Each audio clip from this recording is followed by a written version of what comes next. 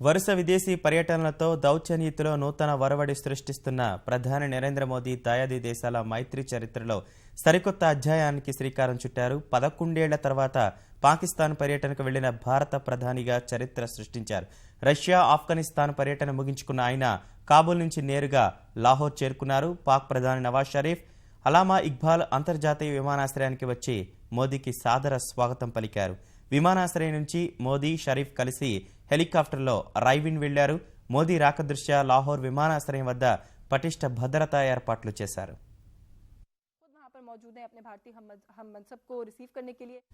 ప్రధాని మోదీ రాత్రి వరకు పాకిస్తాన్లో గడపనున్నారు. నవాజ్ షరీఫ్తో ద్వైపాక్షిక చర్చలు జరపడమే కాక ఆయన మనుమరాలు మెహరూన్ నీసా వివాహానికి మోదీ హాజరవుతారని తెలుస్తోంది. రైవిన్లోని షరీఫ్ నివాసంలో ఇద్దరు ప్రధానులు ద్వైపాక్షిక చర్చలు జరుపుతున్నట్లు సమాచారం. సమగ్ర ద్వైపాక్షిక చర్చలు జరపాలన్న భారత్ పాక్ నిర్ణయానికి కొనసాగింపుగా మోదీ, నవాజ్ వేర్వేరు అంశాలపై సమాలోచనలు చేస్తున్నట్లు తెలుస్తోంది. ఇవాళ పుట్టినరోజు జరుపుకుంటున్న నవాజ్ షరీఫ్ రాత్రికి 16 వంటకాలతో మోదీకి ప్రత్యేక విందు ఇవ్వనున్నారు.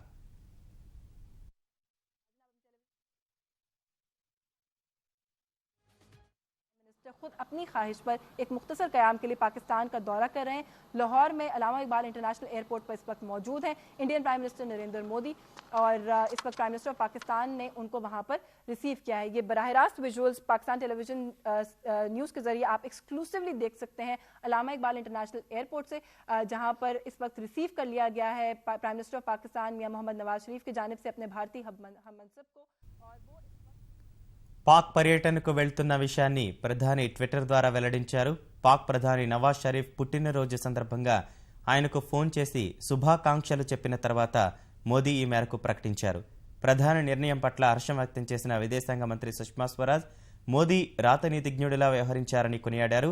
ఇరుగు పొరుగు దేశాలతో సత్సంబంధాలు నెరపాల్సిన అవసరం ఉందని అభిప్రాయపడ్డారు.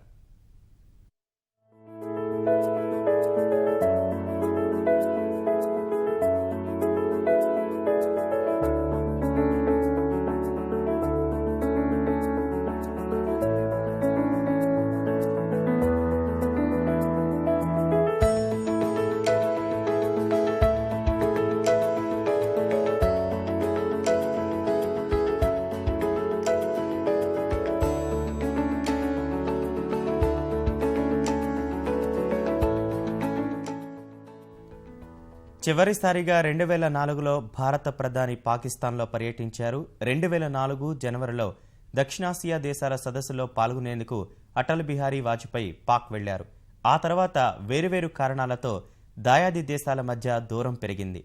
మైత్రి పునరుద్ధరణకు విస్తృత చర్యలు చేపట్టిన మోదీ, నవాజ్ షరీఫ్ ఇటీవల బ్యాంకాక్లో జరిగిన జాతీయ భద్రతా సలహాదారుల భేటీ ద్వారా కొంతమేర పురోగతి సాధించారు.